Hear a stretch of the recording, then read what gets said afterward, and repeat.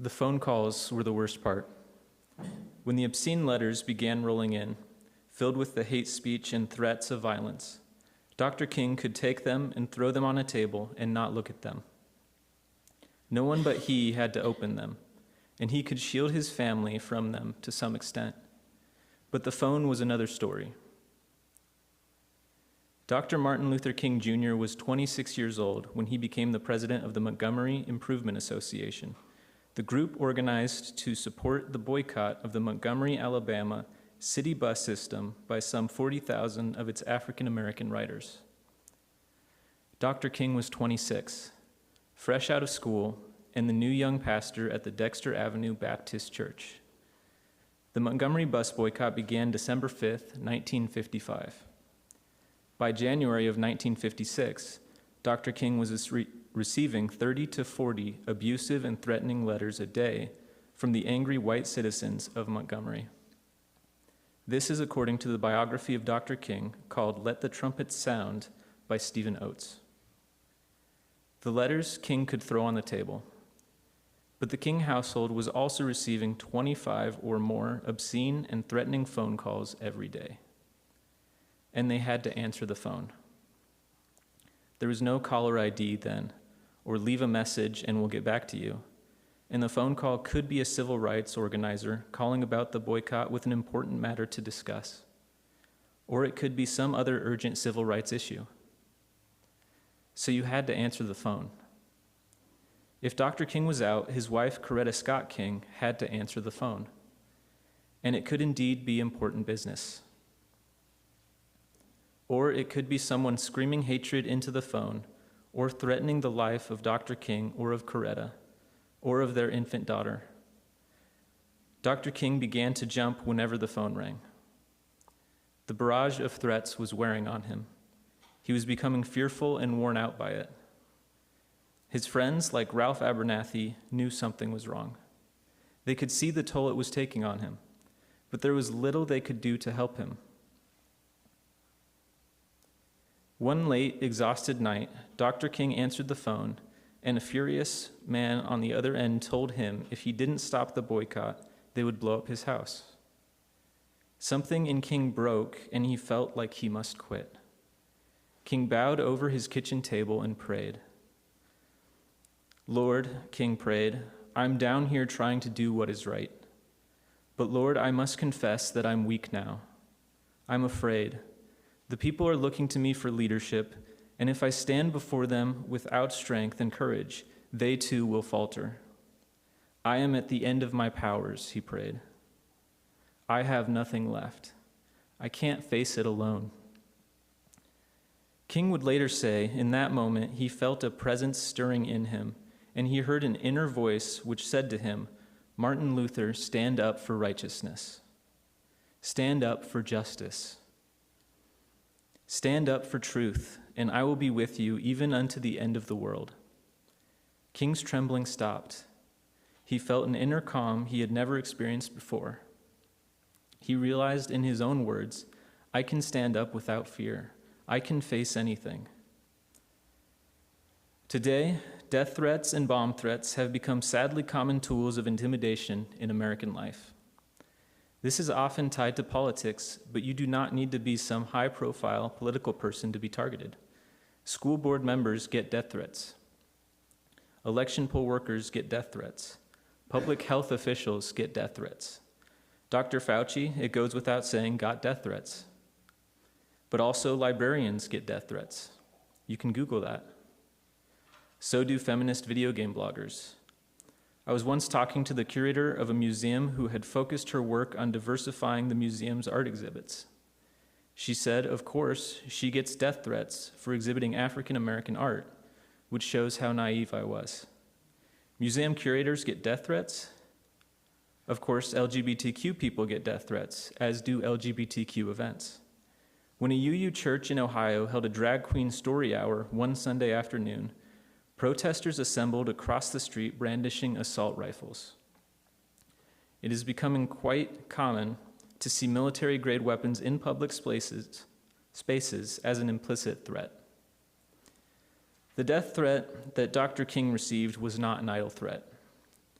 On January 30th, 1956, just a few days after Dr. King prayed for courage, a bomb exploded on the front steps of the King home. The explosion shattered the windows and sent broken glass flying throughout the living room. Fortunately, King's wife and daughter were in the back. King got the news while out organizing. He flew home, comforted his family, and convinced his angry supporters to keep to their commitment to nonviolence and to not retaliate.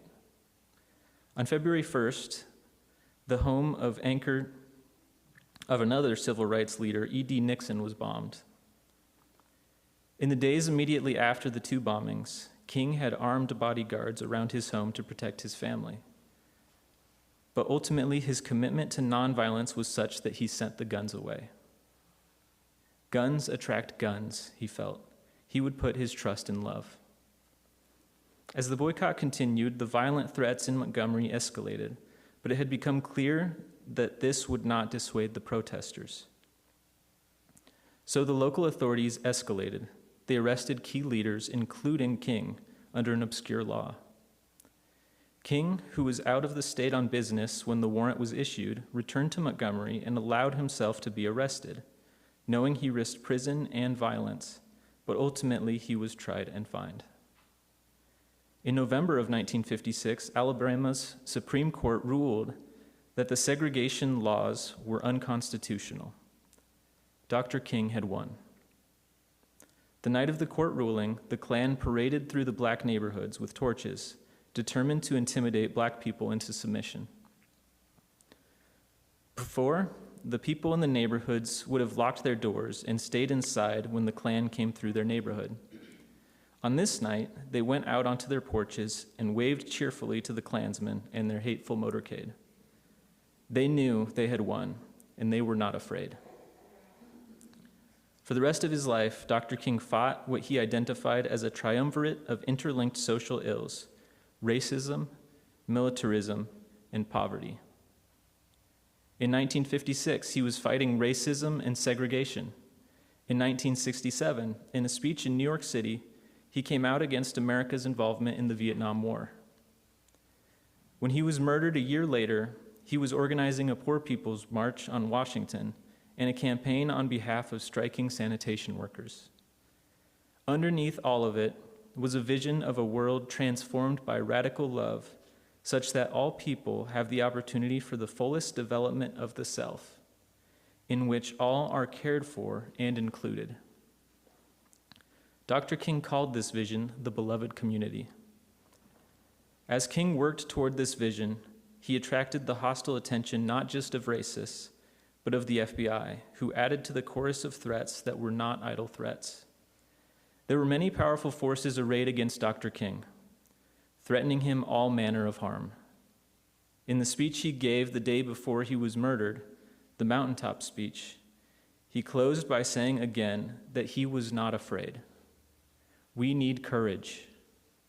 Courage is counted as a virtue because life in its ordinary course is risky enough, and we need to be able to deal appropriately with those ordinary risks.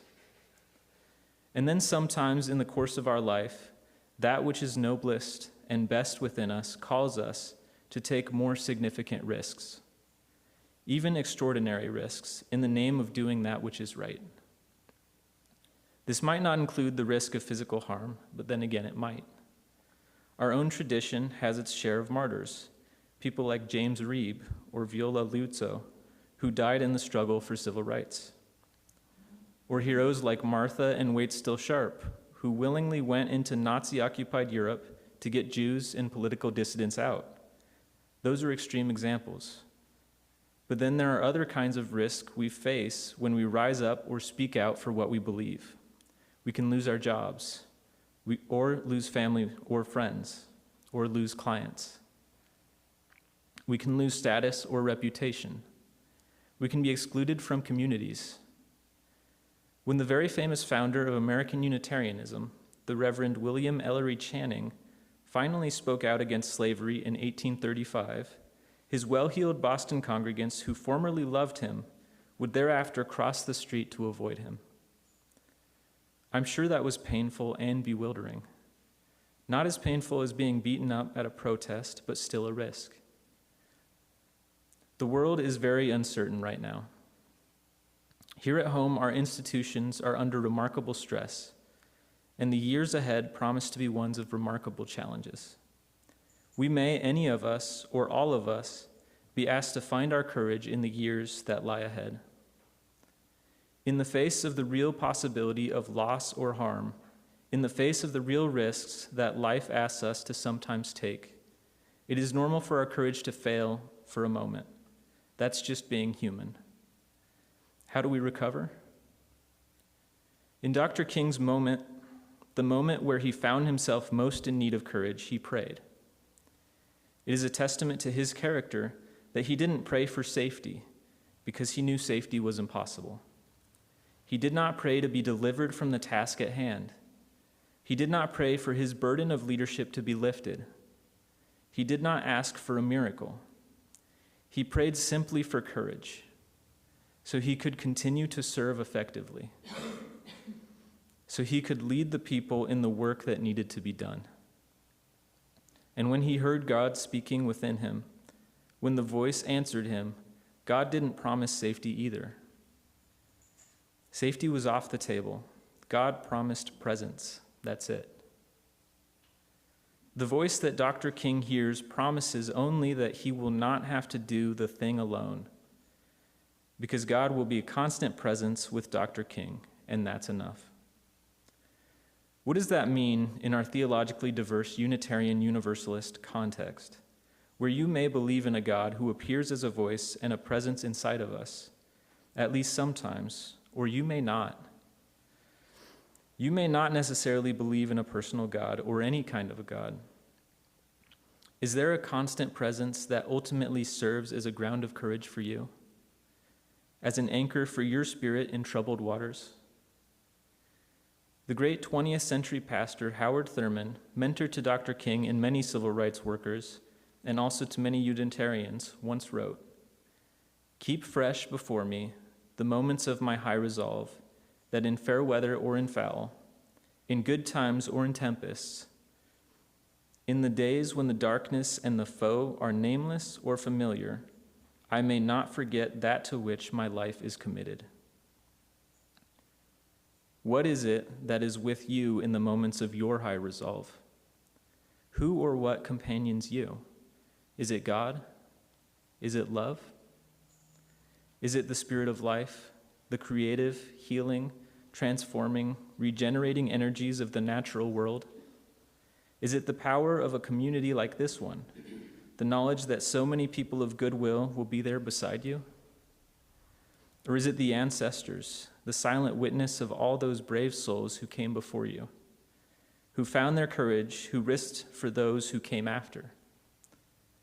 In a slightly different context, Dr. King wrote of this question in his 1958 speech, The Power of Nonviolence. "I am quite aware," King said, "of the fact that there are persons who believe firmly in nonviolence who do not believe in a personal God. But I believe every person who believes in nonviolent resistance believes somehow that the universe in some form is on the side of justice.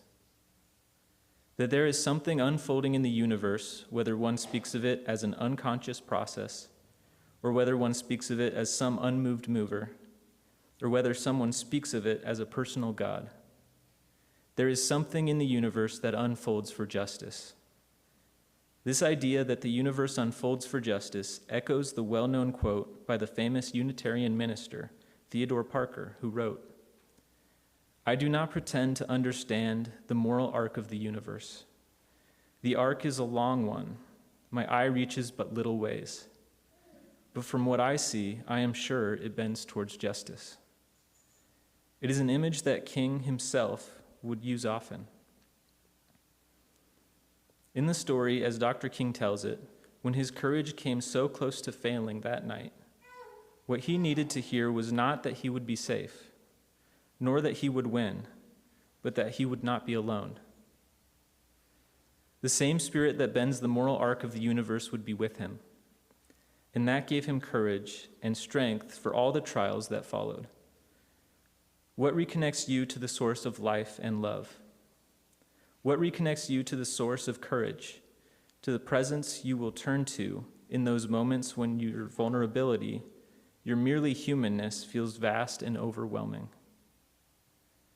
Our Universalist tradition speaks of a love that is faithful, a love that continues to hold us and connect us even when we feel most alone, a love that is, in the end, powerful enough to bend the moral arc of the world toward justice. Dr. King said, "Let us remember that there is a creative force in this universe working to pull down the gigantic mountains of evil, a power that is able to make a way out of no way." Or as he put it simply, "I have decided to stick with love." These are uncertain times, and the years ahead promise to be even more so.